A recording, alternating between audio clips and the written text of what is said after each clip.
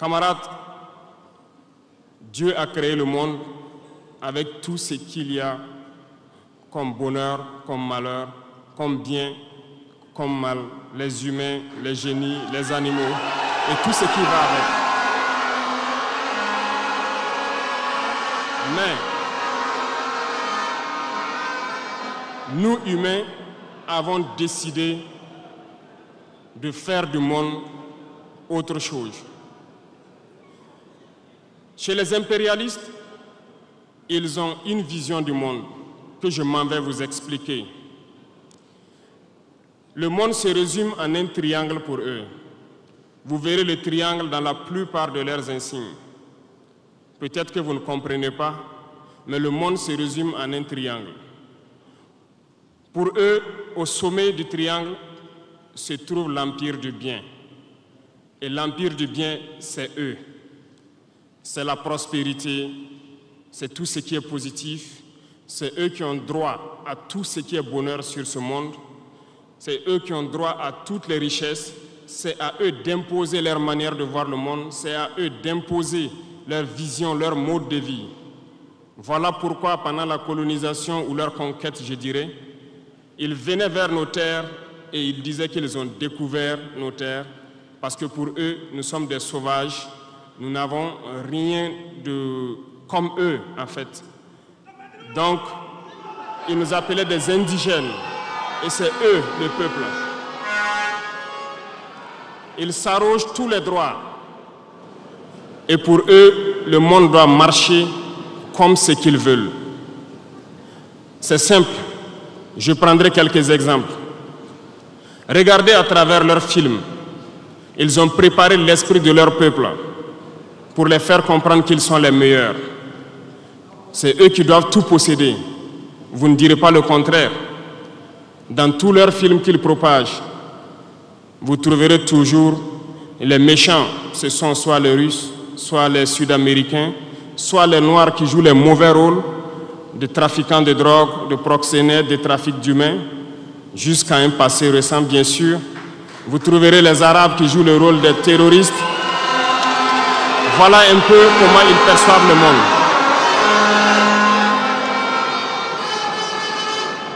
Quand je prends sur le volet économique, qui parmi nous n'a pas traité les produits chinois des produits Shintok, comme on aimait l'appeler, de mauvais produits? Mais aujourd'hui, j'ai pu vous dire qu'on a tout tort. Parce que la Chine est à un niveau de technologie assez avancé. Et c'est en Chine que la plupart de ces pays viennent s'approvisionner, mettent leur marque dessus et nous revendent comme étant leur propriété. Regardez autour de vous. Nos entrepreneurs qui sont dans le BTP ne diront pas le contraire. Tous leurs engins aujourd'hui sont chinois. Ceux qui font le transport ne diront pas le contraire. Ils nous ont menti. Parce que nous avons fait le tour du monde un peu dans ces 20 mois pour chercher des entreprises, pour chercher des usines. Et nous avons compris que tout revenait là-bas. Mais par leur communication, ils nous ont amenés à détester tous les produits chinois, à vouloir nous faire comprendre que ce qui est bon venait de chez eux, pas forcément d'ailleurs. C'est simple. Remonter le temps. Pour mieux comprendre ce que je dirais, il faut remonter un peu le temps. Et j'espère que certains iront lire. Qui sont les tsars, les conquêtes mongoles, les empires perses, turcs et ottomans? Lisez leur histoire, vous comprendrez pourquoi le monde est ainsi fait. À la base du triangle, il y a deux empires. D'un côté, l'empire du mal, selon eux, et l'empire des esclaves de l'autre côté. Voilà comment ils voient le monde. Qui est-ce qu'ils appellent l'empire du mal? Ceux dont je viens de citer tout de suite l'origine, et je vous ai dit de remonter le temps, allez-y lire, vous comprendrez pourquoi ils sont l'empire du mal à leurs yeux. Ils combattent l'empire du mal. Pour eux, l'empire du mal doit disparaître. Pour eux, l'empire du mal incarne le diable. Ils communiquent et ils le font comprendre à leur peuple ainsi. Voilà pourquoi après la Seconde Guerre mondiale, dans les années 80, je prendrai le cas de la Russie où tous les stratagèmes ont été mis en œuvre pour l'effondrer avec le président Gorbatchev. Aux États-Unis, c'est le président Ronald Reagan qui était à la manœuvre. 3 stratagèmes principaux ont retenu notre attention. Ils sont allés donc au niveau de l'Arabie Saoudite les demander de baisser le prix du pétrole de 35 $ à 7 $ pour faire écrouler l'économie russe. Parallèlement à cela, le deuxième stratagème, n'oubliez pas quelque chose, ces mêmes personnes qui viennent de quitter l'Afghanistan, soit disant qu'ils combattaient les talibans ont été reçus par le président Ronald Reagan à la Maison-Blanche. Ils ont été armés par la CIA. Les fameux missiles Stinger, Sol-Air, ont été livrés aux talibans pour combattre les Russes. Et plus tard, ils viennent supposer les combattre. Allez-y comprendre. Le troisième stratagème, c'était un bluff. Le projet IDS, Star Wars. Lisez, vous comprendrez pourquoi ils ont amené le président Gorbatchev à créer le projet Paulus qui a enfoncé la Russie. Une fois que la Russie s'est effondrée, ceux qui se prétendent être de l'Empire du bien ont commencé à juguler, jusqu'à ce que vienne cette équipe avec Vladimir Poutine pour essayer de remonter la Russie en surface.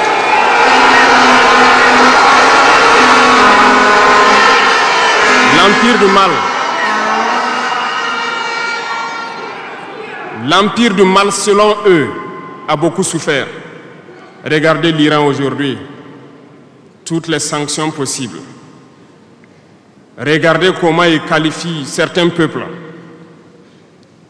Par la communication, ils peuvent arriver à vous amener à faire détester un peuple ou à aimer un peuple. Ils sont très forts dans la communication et ils passent par tous les canaux possibles. Regardez les guerres qui sévissent. Ils ont tout inventé pour leur propre intérêt. Et enfin, l'empire des esclaves, selon eux, c'est l'Afrique et certains peuples d'Amérique du Sud.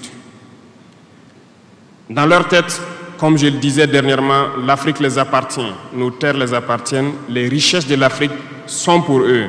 Et ils ne peuvent pas concevoir que des Africains puissent s'émanciper, sortir la tête de l'eau et vouloir donc les tenir tête. Et pour cela, ils se sont mis un cliché en tête. L'Africain est facile à manipuler, il n'est qu'émotion.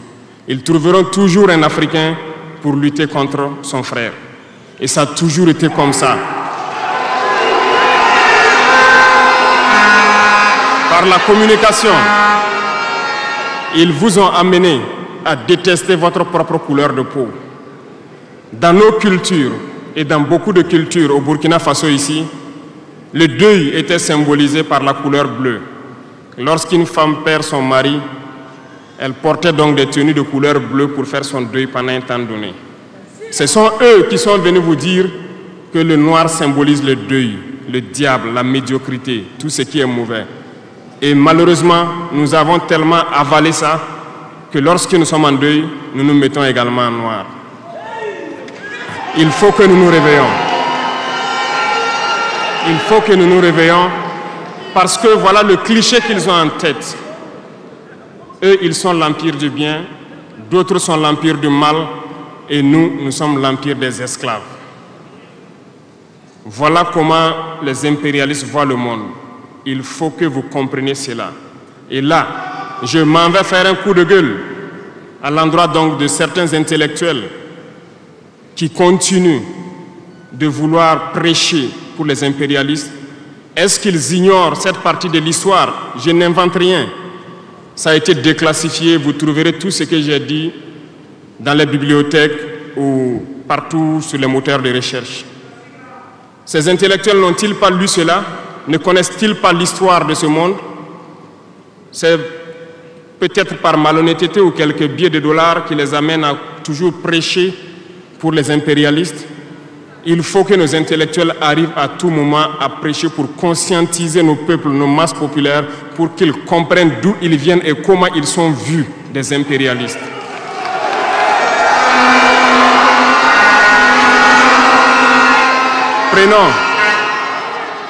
Prenons l'histoire de quelques guerres. Vous avez suivi la guerre d'Irak.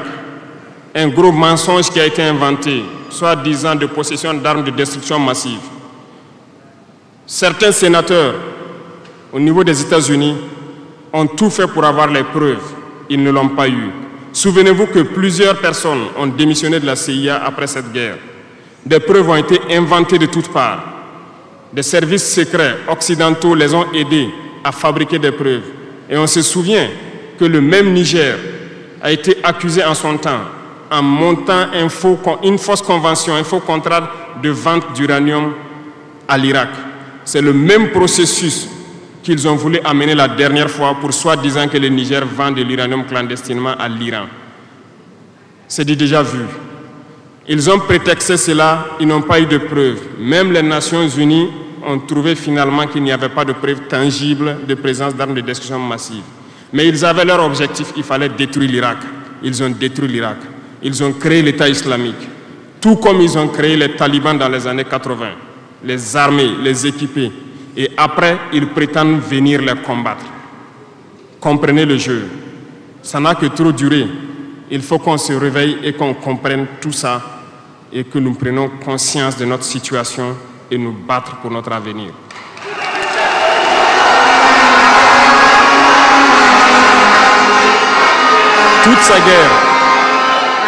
Toutes ces guerres ont été inventées, passant par l'Irak, la Syrie, la Libye, dans le but de déstabiliser le monde à leur profit, parce que nul ne doit pouvoir les égaler. C'est ce que nous vivons aujourd'hui dans le Sahel aussi à travers le terrorisme qu'ils nous ont imposé, parce qu'ils trouveront toujours des Noirs qui vont s'exciter et qui vont prendre les armes contre leurs frères noirs. C'est ce que nous vivons. Et ils n'ont jamais quitté ce modèle. Malheureusement, beaucoup de gens leur donnent raison. À cause de quelques billets de dollars, ils se vendent très moins cher à l'ennemi, à l'impérialiste, et ils se mettent à combattre leurs frères. Je voulais faire ce petit historique du monde pour que vous compreniez comment l'impérialisme voit notre monde. Ça se résume en ce petit triangle.